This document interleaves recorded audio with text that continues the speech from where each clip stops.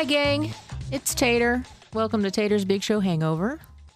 I appreciate you coming by for one more round.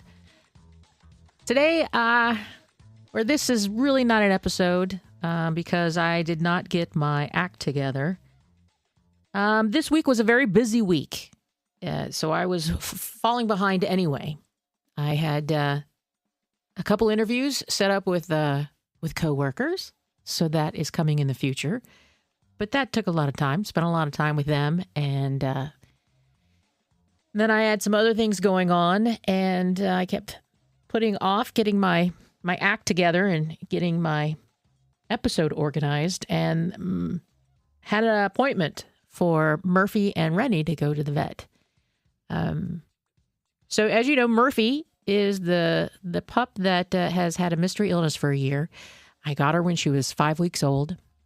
And I had to abide by the rescue's, I don't want to say orders, but they were like, you can't leave this puppy alone for longer than an hour. So I brought Murphie to the station with me. And everybody, the Big Show family, everybody took care of her. She hung out in the studio in my arms. She ran around with Barbara. She went on breaks with Barry. Remember I was telling you I had to reel it in and bring the crate and everything into the studio because there's just too many beautiful sales girls coming down and talking to Barry because he had a puppy. Anyway, so that's Murphie, and Rennie, of course, is the Rottweiler that snores and farts in the studio with me and Murphie. And Sophie stays in the front room because she doesn't think that she's a dog. But anyway, So yesterday I had to help Murphie cross the Rainbow Bridge. It was time. And I know that several of you know what I'm going through right now. And I'm not alone. I know it's not my first heartache. It's not my first time having to do this. And a shout out to the wonderful folks at Birkdale Animal Hospital, Dr. Sarah, Dr. Mark, my amazing med tech, Jordan, and just the whole staff. If you are in the Huntersville area or in the Charlotte area and are looking for an amazing vet, Birkdale Animal Hospital. Been going to them for 14 years now.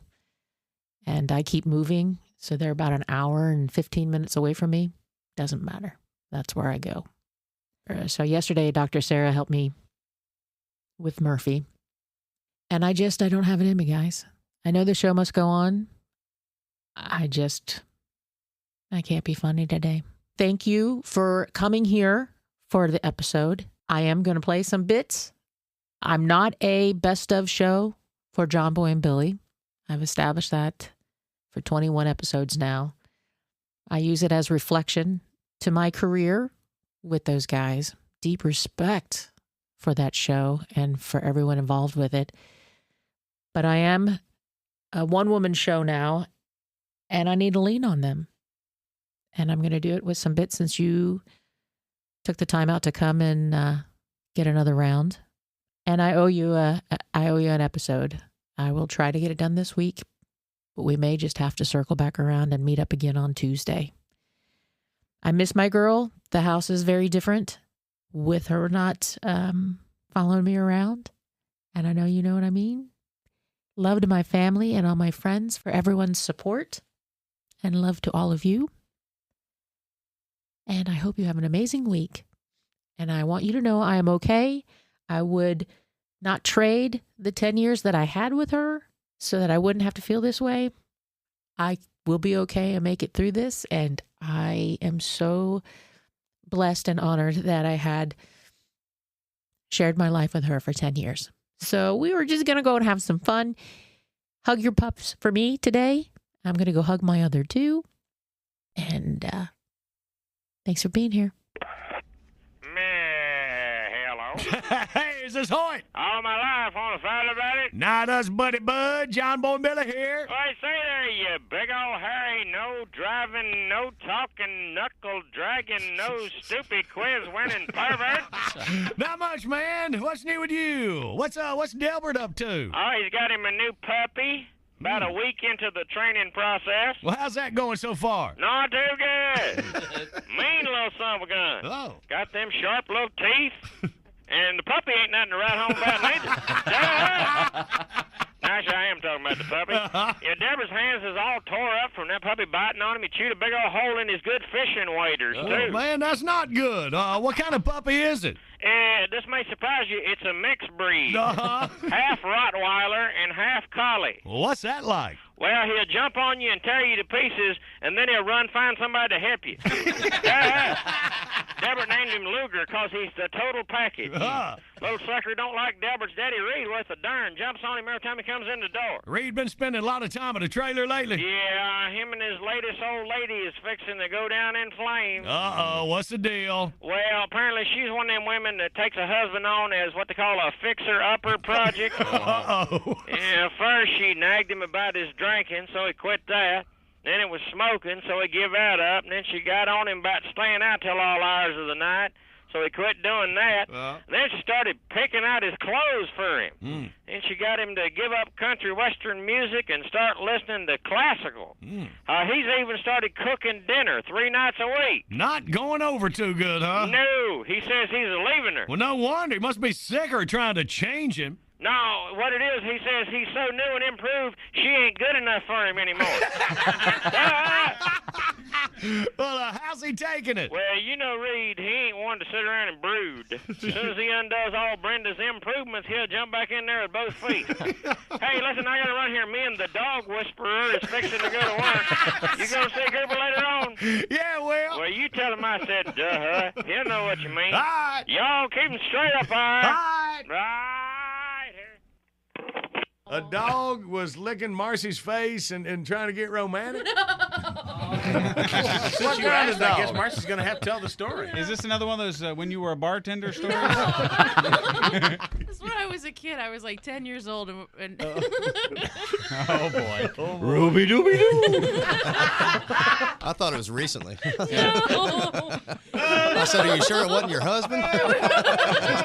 we were at my parents' friend's house, and they had like 11 kids, and most of them were guys. So we were all wrestling and playing, and the Irish setter came in and I know, wait a minute. jumped You went up to the weekend with 10 or 11 guys and wrestled. Well, I was And the dog's going, oh, but I'm the bad guy. You're like, how I old? was like 10 or 11. Well, 10. Well, when did you blossom? 7. Well, around around 10 or 11. I'm just picking up. I mean, I know country girls. It ain't nothing. I mean, we had a country girl. What? You know, they were they were some of the best wrestlers. And when you say you had, you had country girls. I'm talking about wrestling. Oh, But the dog With the wasn't my boys. idea. broke into a cold sweat. No, you got to remember, boys and girls about the same, and kind of, when you're young, girls are kind of bigger than the guys to a certain spot. Right, because they you mature know, earlier, age. yeah. And during that time, they will wear you out. Yeah. I was They will. strong. I was tough. Man, I bet you were. I Irish setter was was hoping for. until the Irish setter came in. Scared the heck out of me. So they called in help. They called in a dog. So we were all wrestling, and the Irish setter confused me for A what? friendly canine, and I was like, I was screaming for help, and the guys were all laughing. Oh, those country guys can be so mean. Yeah, it was just a fight. It's all right, Yeah. man. But that's what kept her out of the pet sitting business. Yeah. So yeah, Word got around, and the other Yeah, dogs yeah. started asking. All right. Well, I hope that helped. yeah. And helped the Irish setter. I think we've made another breakthrough here today, Drew. All right, man. Y'all hold on here. We got some business here. Randy, I will be glad to feed Bandit. Yes, I will. I will look after him while you're gone. I will make sure he has got plenty of water. I will make sure he sleeps in the shade. He can even come in and sleep with me while you're gone. I will take him to my bosom, and I will cherish him while you are gone. He will not live one lonely moment. Oh, you go right on and don't worry about Bandit. I will take care of him. He can come in and eat at the table with me, and I will take him to my bosom. I will look after him. I will cherish him. I will be his best friend while you're gone. So don't worry about Bandit. He will be my dog for 2 days. Bless his heart. He can come in and sleep with me and Ennis. I will let him sleep in the middle. Great Dwarf Alvin, I will take him to my bosom. I will look after him, Randy. Yes, he will be well taken care of. Yes, he will. Don't worry about him one moment. He will sleep with me and Ennis while you are gone. So he will be looked after, and I will feed him. I will feed him, and I will keep him fresh, clear water. I will even put ice in his water. I will comb his hair. I will brush his teeth. Yes. I will be glad to look after your dog. So don't worry about him one moment. I will cherish him. We will take him to our bosom, and we will look after him. So don't worry about Bandit. Just go out and have a good time. Have a good time, Randy. Play in the water. And don't worry about Bandit. Well, I will look after him. He will be my dog for 2 days. Thank you for giving me this honor for looking after Bandit. Yes.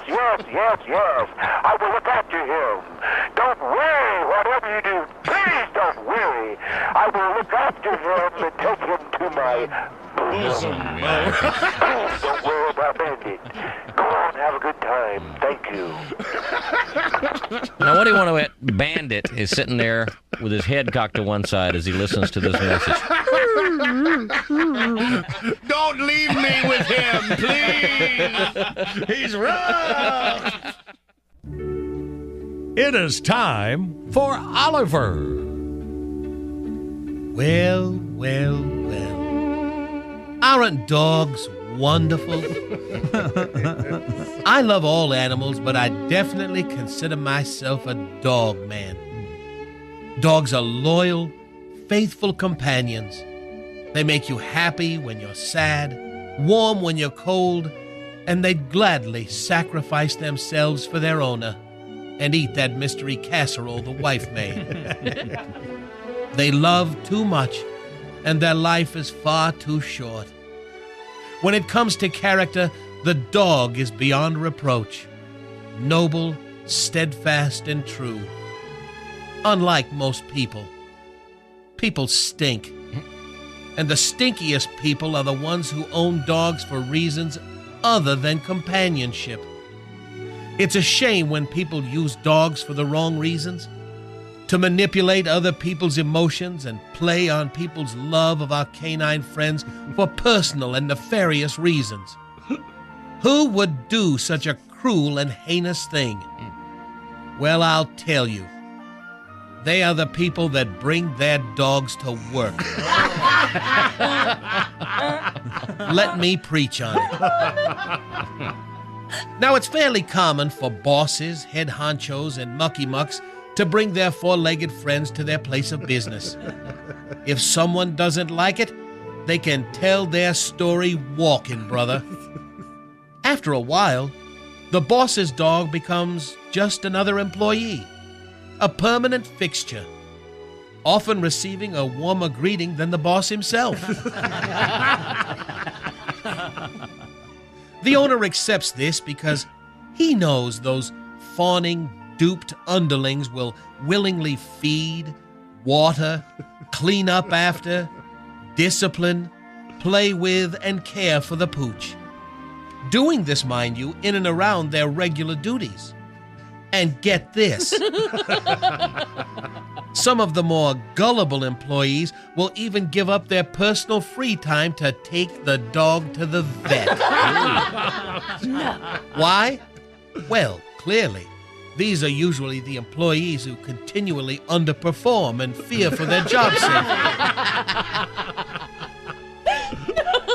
It's amazing how a few time-consuming errands can make up for getting names wrong, hitting incorrect buttons, and screwing up paperwork. Yes, people can be shallow, phony, despicable creatures. And who is more contemptible, more despised, more hated than someone who would try to use an adorable, cuddly little puppy to masquerade for their pitiful job performance? If you work in any sort of corporate setting, you know someone like this. Someone who will plumb unimaginable depths of social and moral depravity to keep their job security. Let me paint you a hypothetical scenario. This person, I don't know, let's call her Schmossy.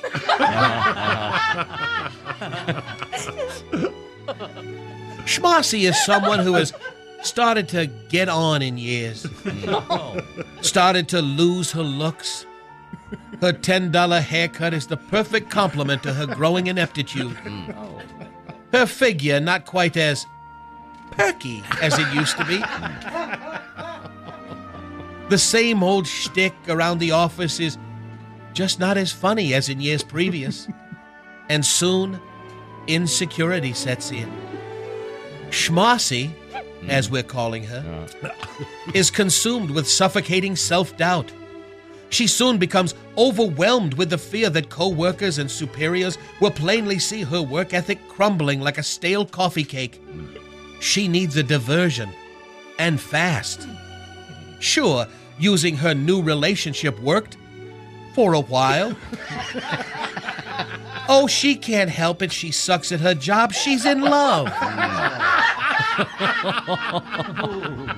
But that's old news now. So what's the answer? It's not, I'll just work harder and try to be better. It's, I think I'll get a puppy to distract from what a horrible mess I've become.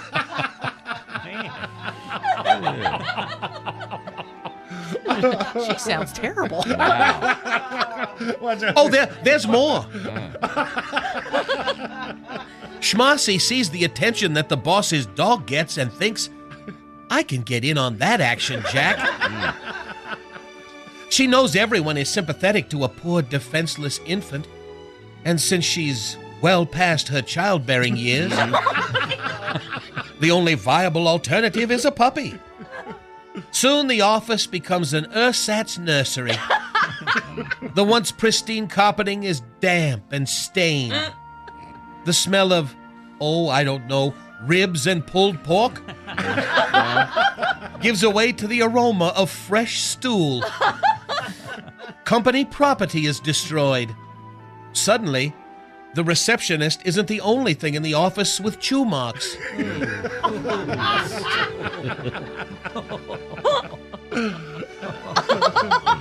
All the barking and whining and carrying on is distracting from the boss's barking and whining and carrying on. The boss says, "Where is Schmossy?"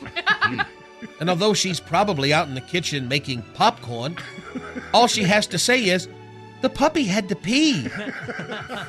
Oh. The boss says, "Where is Schmossy?"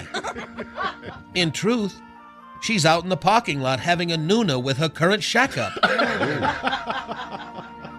But all she has to say is, "The puppy was sleeping." Oh. The boss says, "Where is Schmossy?" She's late because it's 50-cent corn dog day at Sonic. But she only has to say, "The puppy had to go to the vet." Oh. Everyone knows that this hypothetical monster Schmossy is making up stories, but nobody says anything. Why? Because of the puppy. Isn't it sad, but also it's a bit ironic, that just a few short years ago, she was able to get by with the same nonsense using different puppies. But alas, those dogs have laid down, and brother, they ain't getting up anytime soon. Wait a minute. Well, her charade won't last forever. Wait a minute. One day the puppy will be just another dog. Then what? Well, let's hope that the boss doesn't bring a cow to work. or before we know it, we'll be up to our butts in cabs. Marcy, could you move your puppy? I can't reach the finale.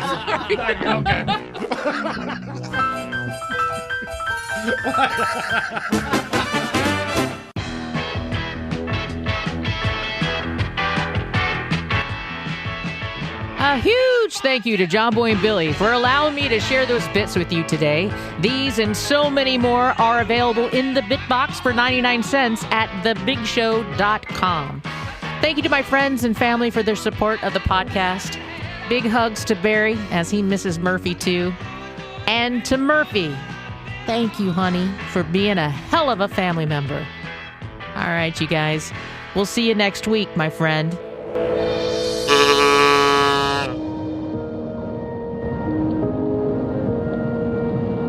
And on the 9th day, God looked down on his wide-eyed children and said they need a companion. So God made a dog. God said, I need somebody willing to wake up, give kisses, pee on a tree, sleep all day, wake up again, give more kisses, then stay up until midnight basking in the glow of a television set. So God made a dog. God said, I need somebody willing to sit, then stay, then roll over. Then with no ego or complaint, dress in hats they don't need and costumes they don't understand. I need somebody who can break wind without a first care or second thought, who can chase tails, sniff crotches, fetch sticks, and lift spirits with a lick. Somebody who, no matter what you didn't do or couldn't take or didn't win or couldn't make, will love you without judgment just the same. So God made a dog. God said, I need somebody strong enough to pull sleds and find bombs, yet gentle enough to love babies and lead the blind. Somebody who will spend all day on a couch with a resting head and supportive eyes to lift the spirits of a broken heart. So God made a dog. It had to be somebody who'd remain patient and loyal, even through loneliness. Somebody to care, cuddle, snuggle, and nuzzle, and cheer and charm, and snore and slobber, and eat the trash and chase the squirrels. Somebody who would bring a family together with the selflessness of an open heart. Somebody who would bark, and then pant, and then reply with rapid wag of tail when their best friend says, let's go for a ride in the car. So God made a dog.